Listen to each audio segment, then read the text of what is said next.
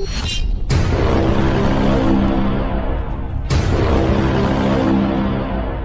me once this entire evening. Sit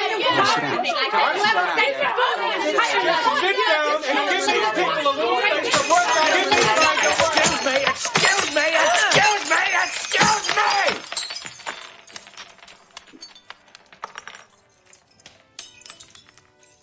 If you don't mind, the corpse still has the floor. Welcome back, everybody, to our channel. Welcome to the newcomers. Welcome to anyone else who's watched before. Welcome back. Please. Today we're going to talk about The Ref, 1994. This film has Denis Leary, Judy Davis, Kevin Spacey, and Christine Baranski, which that woman just looks fabulous. Can we just say that? You know who she is? No, which one's she? Plays Connie, the in-law of the Karen. Yes. That woman looks great constantly. But anyway. She looks the same over any movie I've ever seen over many years. She just doesn't age. She's like Paul Rudd. She just doesn't age. What's up with that? I don't know. Some of these actors are just like timeless, and they just hang out. But hey, go for it. Hats off to them, right? You know. So, Denis Leary he's burgling this house, basically almost knocked out by this trap through the floor. I have to add this in because it is a recurring joke throughout the entire movie that gets cat piss right in his face. Because they constantly say, "What's that smell?" Because it's all over him. Which he does wash his face, but it's all over his clothing, so he still smells like cat piss. So, and I love how he's like, when he takes the mask off, he's like, "Cat piss," and then he falls through the floor. So when he fell through the floor, I lost it. I was like, "What? That was perfect." Just the way he fell. Oh my God, that was so good. And they replay it, which is great. Yeah. So he hijacks this car, and it's this couple, Kevin Spacey and Judy Davis, and they are the most insufferable, hateful couple to each other, even though they really deep down really love each other, but they've just hated all the choices they've made in life, so they resent each other for those choices. And this is what I love about the movie, because Denis Leary, being the asshole guy that he is, kind of makes them see through this fog that they can love each other, that the problem's not them, it's the family around them that has ruined their life. And I just love the outcome in the end. But so he doesn't know where to go because they've blocked off the entire town, so he says, "Take me to your house." And I'm like, "We can't do that." Yeah. We can't do that. He's like, "Take me to your fucking house." So they take him to his house, or their house, and they get stuck with him all night. But they have company coming over, and he's trying to figure out what to do. He's trying to get out of this town. And I just think it's so funny because here they're going to see this therapist, and so they pretend that he's the therapist. This is the game they're playing for the evening, and they're going along with it. All because when the son gets home, he has the son tied up upstairs. They know he's not going to shoot anybody. He right away, he doesn't come across as that type of criminal. He's a burglar. He's not a murderer. And they even mention that. But yet they still kind of all follow suit with what he says because he's the one with the gun. The ordeal of it going through, and he can't even control them. Every time he tells them to shut up or stop yelling, they just keep doing it. It's like having a 7-year-old and you tell her not to do something and then they just keep doing it anyway. Like, it doesn't matter. It doesn't matter what you do. And that's the fun of the movie. It's an entertaining ride.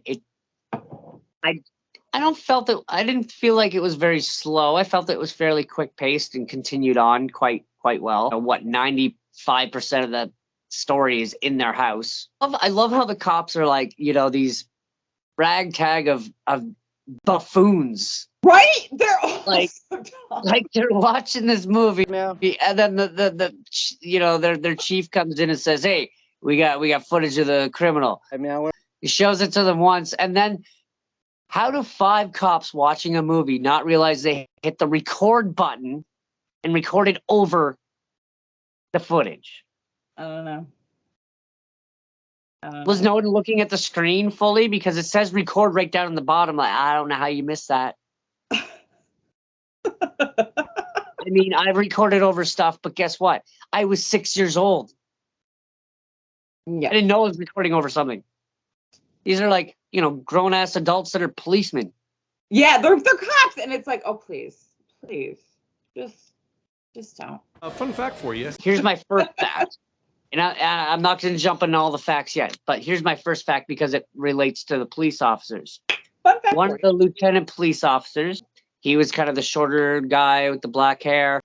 He also stars in the show Rescue Me with Denis Leary, and he's one of the main actors on that show as well. And I just thought that was kind of funny that they're both in this movie, even though they don't interact in this movie, but they're like best friends in that TV show. And I thought that was kind of funny. Did you notice in the movie, the only time he fires off his gun or any gunshot is let off is when he shoots the smoke detector.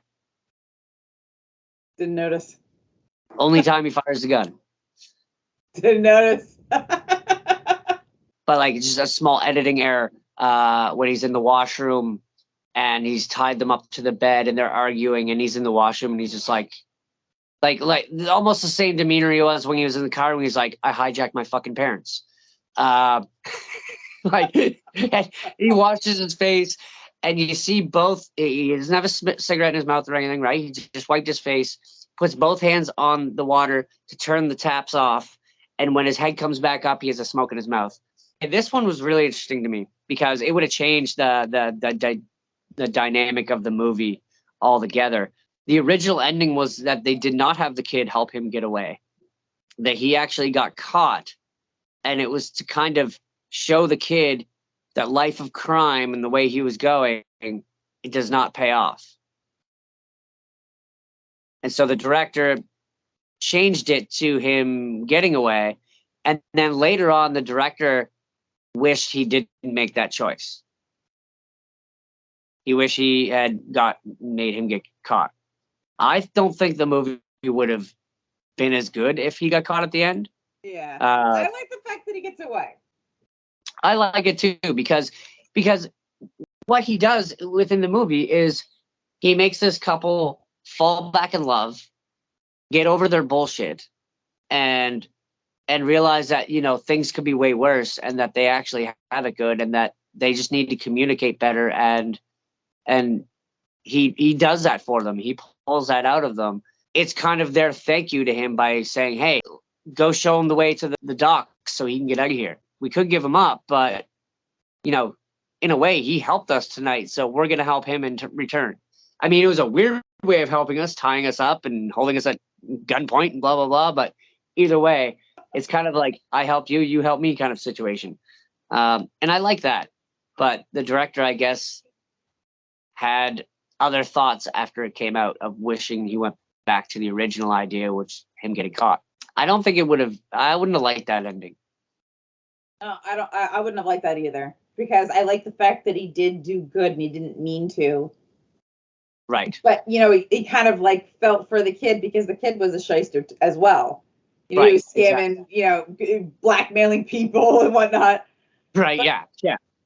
Yeah. I mean, he gets it. And I felt that was cool that he felt that connection with that young kid. And, it's like, you don't want this. You'll be running the rest of your life, The only thing I found a little weird was that the kid was so quick to help him at the end when the kid was in a closet the entire movie. Because you have to think the last interaction he had with Denis Leary is he pulled the gun on him. And then Denis Leary ties him up. But then they have that little kind of heart-to-heart when he's putting him in the closet. And it's like the kid trying to get out of that chair the whole time was thinking, yeah, I want to be just like him. Like, you just held a gun to him a few minutes ago. But yeah, but I don't think it mattered to that kid, though. You know what I mean? So I think he understood that life and why he did it, and he just doesn't hold a grudge over it. Because he's already in that lifestyle of hustling. So he's been hustling since what did they say? I think when he was like 10 years old, they said he had tried to solicit women out to the football team, and he gave his grandmother's phone number to them.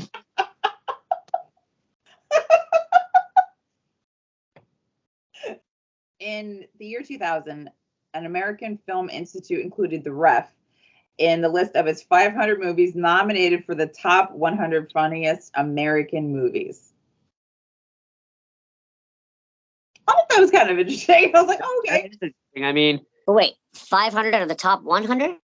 Yeah, The Ref in its list of 500 movies nominated for the top 100. So it was nominated. Okay, I got you. Yeah. okay. When this film was released in the UK, it was titled or retitled as Hostile Hostages. I like that. He shoots. He scores. So, on a scale of 1 to 5, I'm gonna give like a 3.2. And that was quite entertaining. It has, I think I'd rewatch it again. It's funny. I love the running gag of what's that smell? 'Cause, you know, the pee, and right to the very last line, you know, Murray's in the boat. You don't even see them. The boat's going off, and you just hear him talking. He goes, "What? That smells. What's that smell?" It is, you know. So like they start the movie off with the piss in the face, and he's like, And the movie with the piss. and then end of the movie, right back to the piss in the face again. This movie, it's a pisser. Oh snap! I can say that this movie was quite entertaining. For seeing it for the first time in, what the hell year are we in, 2023? So yeah, I mean, seeing it for the first time, and I get movies, I understand this was more towards the 90s type of humor, setting, everything. And I'm not a huge Kevin Spacey fan, but in this film, I absolutely loved him. I thought he shined immaculately. I thought it was really good. Probably watch it again. I give it a 3. A1. Look at that. Yeah. I'm glad I was able to find a movie that you hadn't seen yet. Right. It's very difficult. It's very difficult. Normally it's the other way around. Right. So the tables have turned. But I knew of The Ref. I just never actually watched it in its entirety. So there you go. Excellent. What do we got coming at you for next week, guys? Next week, I love this one. My cousin Vinny. Hey, Vinny. Joe Pesci, Marissa Tomei, cutie pie Marissa Tomei. How cute is she in this movie? You just want to squeeze it on her little face. So yeah, hopefully you guys will be in tune and join us when we do My Cousin Vinny. So please, guys, don't forget to like, subscribe, hit the notification bell.